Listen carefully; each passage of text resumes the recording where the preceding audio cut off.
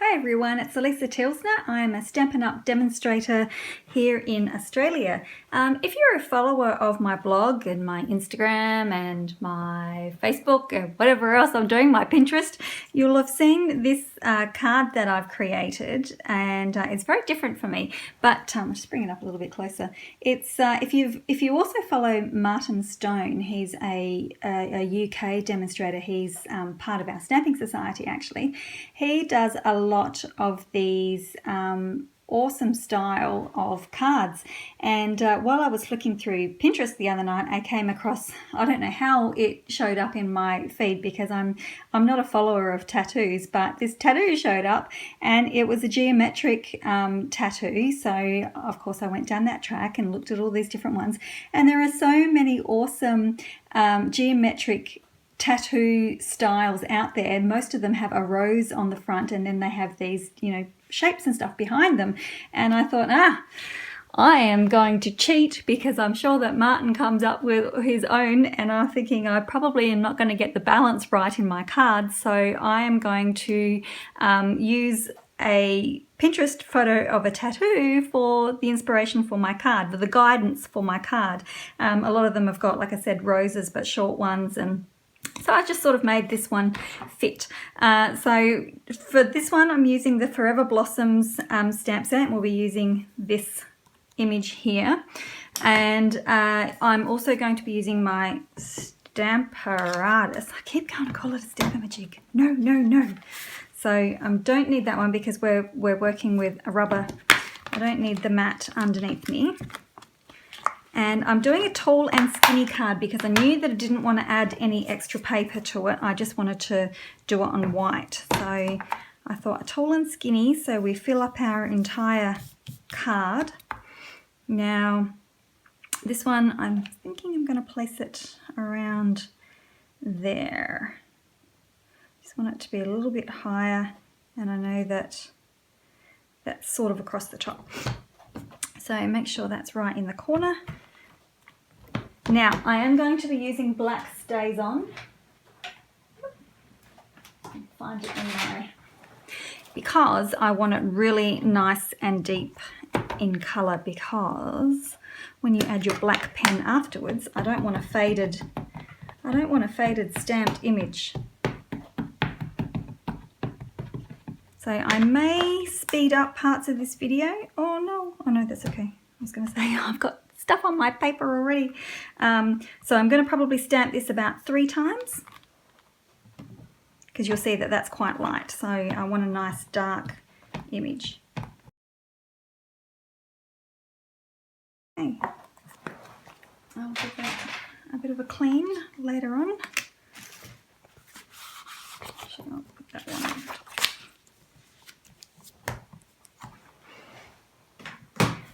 Okay, so you will need to allow that to dry just for a moment. What I was foolish enough, and I had something on my card last time and I flicked it and I smudged, but thankfully you can't see it on my original card. So now you will need a ruler and a pencil and a rubber, and I am using the old Project Life by Stampin' Up pens that we had. I've got a 0.5 and like a 0.5 and a 0.1. 0.1 is really fine, but I want it a little bit thicker, so I'll be using a 0.5, but you can use whatever you have. Now to start with, I did my diamond in the background. Oops, find all the bits and pieces. So now I know my card is 8 centimeters, so I'm just going to put a mark at 4 on both ends and just draw quite a faint line like that. And now I want to find the center, but because my card is like 14.8 or 14.9 or something, what I did was found a happy medium. I know my husband would probably kill me because he is very so what does that bake it out to be? About 7.5 there. And then I just grabbed a line on my grid paper. My husband is a tradesman and he would be freaking out if it was like out. So I will just draw that and that. Oops. It's not even straight. Oops, okay. Now I think I came, what did I do? I think I did 1.5 centimeters, but I have actually put my card in my image in a different position this time. So I'm just going to guess and go about 1 centimetre from my last point there, and that works out to be, what, just over 1 centimetre?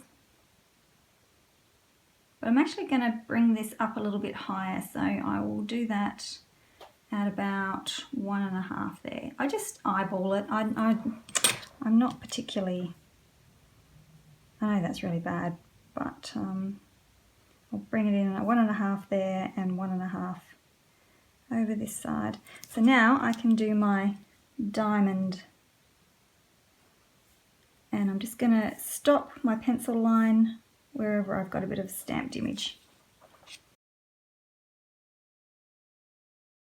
Okay, and then I am also going to use some of my circle framelets. So I used, I think, a small one down the bottom. I think it was a small one. And grab my pencil. So now you can use the inside or the outside. And I'm going to use the outside. I should have lined it up and made sure that it was center. Whoops.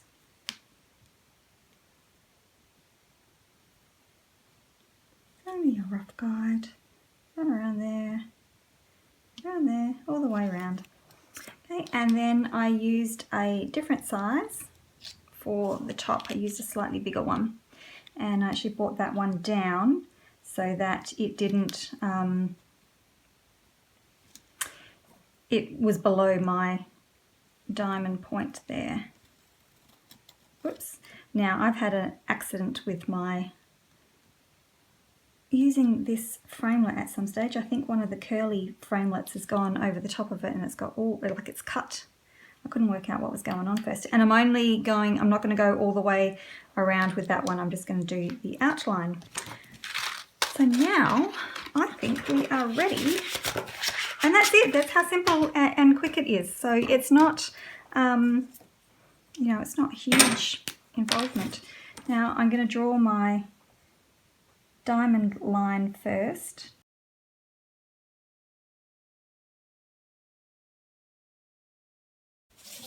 And then for the circles, all I did was go around with equally spacing dots.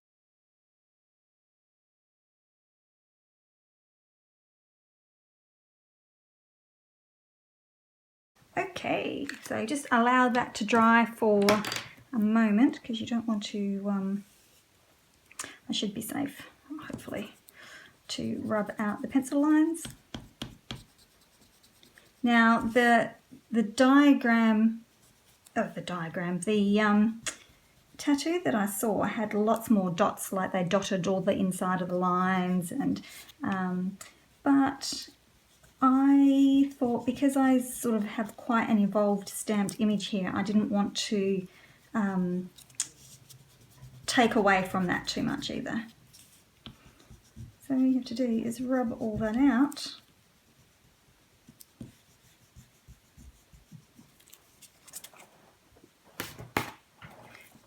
And oops, I did do an extra V in here, but I think I will leave that one as is for the moment. So once it's all dry, rub out all your pencil markings, make sure you get them all. And then all I did to finish it off was to stamp my Label Me Bold Happy Birthday and pop a few of the poppy sequins on because they're a nice matte black. I thought they suited it quite well. So that's how quick and easy it is. Like, if you're like me and you can't quite figure out how you want to do your background, just go to Pinterest and search all those geometric tattoos, and there's some really quite involved ones. Like I'm not clever like Martin. Martin's got his balance going on really well, so you'll have to go and check out his cards as well. They are awesome. He did one with a bee, like the bee from the honeybee set, and it was just amazing. So do go and check out his work as well. and I would really like to incorporate, I'm going to have a practice, a little bit of colouring and the geometric in the background as well. So that will hopefully be my next playtime. So thanks very much for watching. If you are on my YouTube, don't forget to like and subscribe and get the little notifications for when I come on next. And if you are seeing this via Facebook or Instagram, then don't forget to follow me as well. Thanks very much. Bye.